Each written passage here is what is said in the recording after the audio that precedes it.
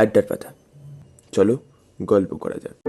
এক কাপ চা আর কিছু মেঘলা নীরবতা, আছে প্রেম, মায়া, রহস্য, রোমাঞ্চ আর কড়া বাস্তবতায় ভরা কিছু বাংলা সাহিত্যের মণিমাণিক্যের এক অদ্ভুত নিদর্শনে মিশ্রিত আছে আমাদের আড্ডার পাতার প্রতিটি পল্লব।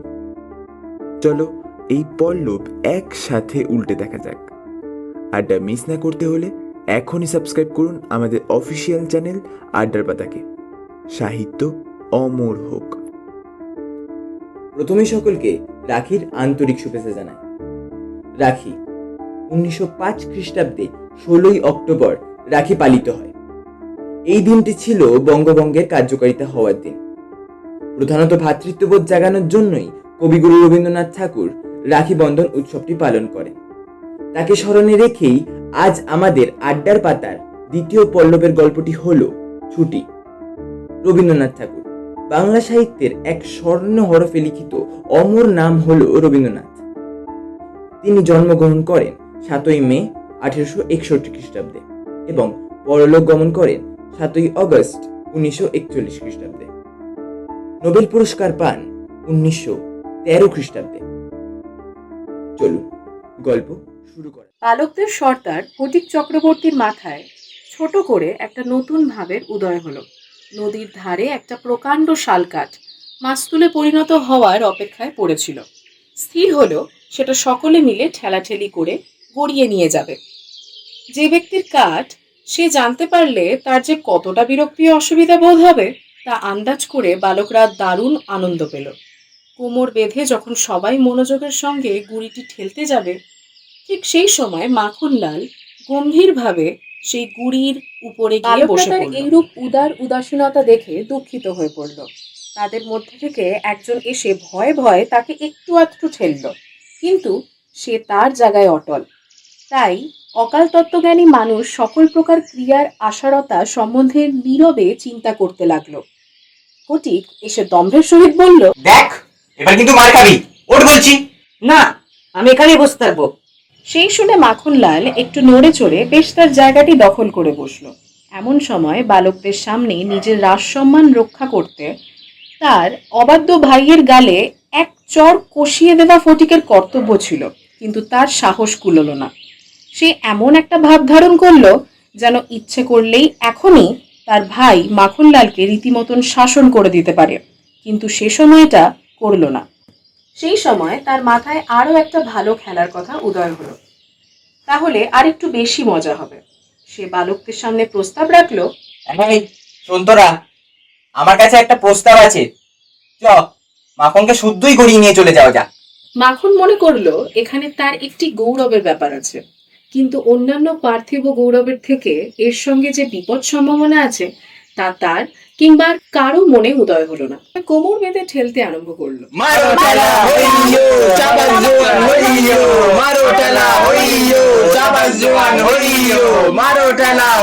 খেলা শুরু হতে এরূপ আশোদিত ফল লাভ করে অন্যান্য বালকেরা ক্ষিপ্ত হয়ে উঠল, কিন্তু ফটিক ইতস্তত বোধ করলো মাখন তখনই মাটিতে লুটিয়ে পড়লো।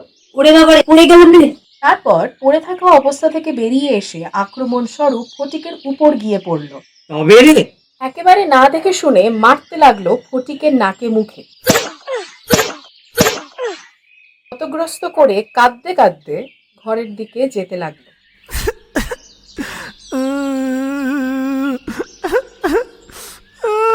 ফটিক কাশ গাছ ছিঁড়ে এক ডায়ে বসে কাশের গোড়া চিবোতে লাগলো।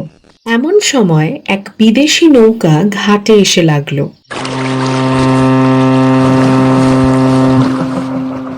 একজন মাঝ বয়সী ভদ্রলোক মুখে কাঁচা কোপ আর পাকা চুল নিয়ে নেমে এলেন।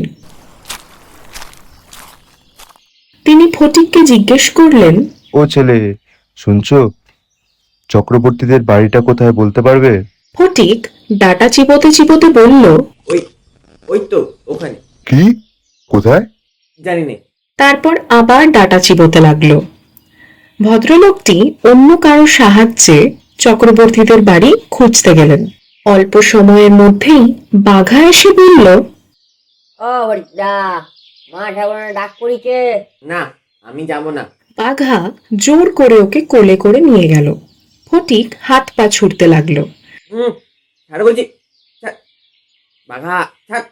মা দেখেই চিৎকার করে বললেন, ওই ফটকে, এদিকে শোন তো, তুই আবার মাখনকে মেরেছিস? না, আমি মারিনি। আবার মিথ্যে বলছিস? না, কখনোই না। ওই তো ওখানে মাখন দাঁড়িয়ে আছে, বিশ্বাস না হলে ওকে জিজ্ঞেস করো। মাখনকে জিজ্ঞেস করা হলে সে বলল, হ্যাঁ হ্যাঁ, ও মেরেছে। তখন ফটিক আর সহ্য করতে পারল না, গিয়ে মাখনকে কষিয়ে এক চড় মেরে বলল। তোর এত বড় সাহস, এর মিথ্যে কথা বলিস? মা তখন ফটিকের পিঠে জোরে চড় মারলেন। ফটিক তার মাকে ঠেলে দিল। চলো। মা তখন চিৎকার করে বললেন, তোর এত বড় সাহস, তুই আমার গায়ে হাত দিস? তবে রে। ঠিক তখনই সেই ভদ্রলোক ঘরে ঢুকে বললেন। কি হচ্ছে এসব? ফটিকের মা অবাক হয়ে বললেন, ও মা, এ যে দাদা, কবে এলে তুমি? এসো এসো। বিশ্বম্ভর বাবু অনেক বছর ধরে পশ্চিমে কাজ করতে গিয়েছিলেন। এদিকে ফটিকের মা দুই ছেলের মা হয়েছেন। স্বামী মারা গেছেন, কিন্তু দাদার সঙ্গে দেখা হয়নি। বহুদিন পর তিনি দেশে ফিরেছেন। কয়েকদিন খুব আনন্দে কেটেছে। যাওয়ার কয়েকদিন আগে বিশ্বম্ভর বাবু বোনকে ছেলেদের পড়াশুনো আর ব্যবহার সম্পর্কে জিজ্ঞেস করলেন। ফটিকের অমনোযোগ আর উচ্ছৃঙ্খলতা, মাখনের শান্ত স্বভাব আর পড়াশুনোর প্রতি আগ্রহ সব শুনে তিনি বললেন, তাহলে কি ফটিককে আমি আমার সঙ্গে কলকাতা নিয়ে যাব? নিজের কাছে রেখে পড়াশোনা শেখাবো, ওখানেও দিব্যি থাকবে। দাদার কথা ফেলতে না পেরে বোন সহজেই রাজি হয়ে গেলেন। ফটিকের মামা ফটিককে জিজ্ঞেস করলেন, কিরে ফটিক, মামার সঙ্গে কলকাতায় যাবি তো? ফটিক খুশিতে লাফিয়ে উঠল, বলল, হ্যাঁ, যাবো যাবো। মা কোনো আপত্তি করলেন না, কারণ তিনি সবসময় ভয় পেতেন ফটিক কখনো যেন মাখনকে কোনো বিপদে না ফেলে দেয়। কিন্তু ফটিকের এত আগ্রহ দেখে তার একটু খারাপ লাগলো। কবে যাবে মামা? কবে? কখন যাবে? এই নিয়ে সে মামাকে পাগল করে তুলল। উত্তেজনায় যেন তার রাতে ঘুম হয় না। কলকাতায় গিয়ে প্রথমেই পরিচয় হলো মামির সঙ্গে। মামি এতে খুব খুশি হননি। নিজের 3 ছেলেকে নিয়ে তিনি যথেষ্ট ব্যস্ত। তার উপর এই 13 বছরের অপরিচিত গ্রাম্য ছেলেটা। এই বয়সের ছেলেরা দেখতে যেমন, তেমনি ব্যবহারেও অদ্ভুত। পাকা কথা জ্যাঠামি আর ছেলে মানসিকতা বিরক্তিকর। শরীরেও অদ্ভুত পরিবর্তন। এই বয়সে কেউ স্নেহ করে না, সবাই বিরক্ত হয়। ফটিক নিজেও বুঝতে পারে সে কোথাও মানিয়ে নিতে পারছে না। এই বয়সে স্নেহের খোঁজে মনটা আরো কাতর হয়ে থাকে। যদি কেউ একটু ভালোবাসে তবে তার কাছে মন খুলে যায়, কিন্তু কেউ সাহস পায় না। সবাই ভাবে এটা প্রশ্রয়। তাই তার ব্যবহার হয় প্রভুহীন পথকুকুরের মতন। এই অবস্থায় বাড়ির বাইরে অন্য কোথাও থাকা মানেই নরক। চারিদিকের বিরক্তি আর অবহেলা ফটিকের মনকে খুব কষ্ট দেয়। নারী জাতিকে সে স্বর্গের জীব বলে ভাবতে শেখে। তাই মামির তার প্রতি এই অবহেলা সে কোনোভাবেই মেনে নিতে পারছিল না। বাড়িতে অবহেলা, বাইরে মুক্তির পথ নেই। সে ভাবত নিজের গ্রামের কথা, ঘুড়ি উড়োনো, নদীতে সাঁতার, দল বেঁধে দস্যিপনা আর সেই রাগী অবিচারী মা। সবই তার চোখের সামনে জলজ্যান্ত যেন ভেসে উঠত। এই বয়সে প্রতি ছেলেদের মনেই একটা অন্ধ ভালোবাসা থাকে মায়ের জন্য। একটা ডাক, একটা মা, এই চাওয়ায় তার মন সব সময় কেঁদে উঠত। স্কুলে সে সবচেয়ে মূর্খ আর অমনোযোগী ছাত্র ছিল। মাস্টার মারতেন, সে চুপ করে সহ্য করত। ছেলেরা খেলতে বেরোলে সে জানালায় দাঁড়িয়ে ছাদের দিকে তাকিয়ে থাকত। কেউ ছাদে এলে মন কেমন করে উঠত তার। একদিন অনেক সাহস করে মামাকে জিজ্ঞেস করলো, মামা, মার কাছে কবে যাব? স্কুল ছুটি হলে। কার্তিক মাসে পুজোর ছুটি, তখনও অনেক দেরি। একদিন ফটিক তার বই হারিয়ে ফেলল। পড়া এমনিতেই হয়নি, এখন একেবারে অচল। মাস্টার রোজ মারতে লাগলেন। অবস্থা এমন দাঁড়ালো মামাতো ভাইয়েরাও আর তার সঙ্গে সম্পর্ক রাখতে চায় না। অসহ্য হয়ে সে একদিন বলল, মামি, আমার বইটা না হারিয়ে গেছে। মামি বিরক্ত হয়ে বললেন, বাহ, বেশ করেছো। কোথা থেকে আমার মানিক এলেন গো? তা আমি কি তোমাকে রোজ বই কিনে দেবো বাছা? ফটিক কিছু না বলে চলে গেল। তার মনে হলো সে অন্যের টাকা নষ্ট করছে। নিজের হীনতা আর দারিদ্র্য তাকে মাটিতে মিশিয়ে দিল। সেদিন রাত থেকে তার জ্বর এলো, শরীর কাঁপতে লাগলো। সে বুঝতে পারলো অসুস্থ হলে মামির বিরক্তি বাড়বে। সে জানতো মা ছাড়া তাকে কেউ সেবা করবে না। পরদিন সকালে সে বাড়ি থেকে পালিয়ে গেল। বিকেলে অবিরাম বৃষ্টির মধ্যে পুলিশ তাকে গাড়িতে করে ফিরিয়ে আনলো।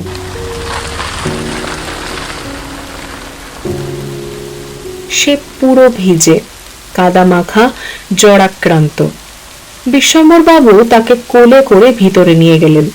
মামি বললেন, দেখলে তো পরের ছেলেকে নিয়ে কি ঝামেলা। আমি কিন্তু ভালোই ভালোই বলছি, ওকে এক্ষুনি বাড়ি পাঠিয়ে দাও। বিশ্বম্বর বাবুর চোখে জল। সে চোখ মুছতে মুছতে ওর হাত ধরে বসে রইলেন। ফটিকের জ্বর বাড়তে লাগলো। সে প্রলাপ বকতে লাগলো। মামা, আমার ছুটি হয়েছে কি? আরো একদিন কেটে গেল। ডাক্তার বললেন অবস্থা খুবই খারাপ। ফটিক প্রলাপে খালিশিদের মতো জল মাপার সুরে বলল, এক বাও মেলে না, দু বাও মেলে না। যেন সেই অজানা সমুদ্রে সে রশ্মি ফেলে জল মাপছে, কোথাও তল পাচ্ছে না। ঠিক তখনই ফটিকের মা ঝড়ের মতো ঘরে ঢুকে কান্নায় ভেঙে পড়লেন।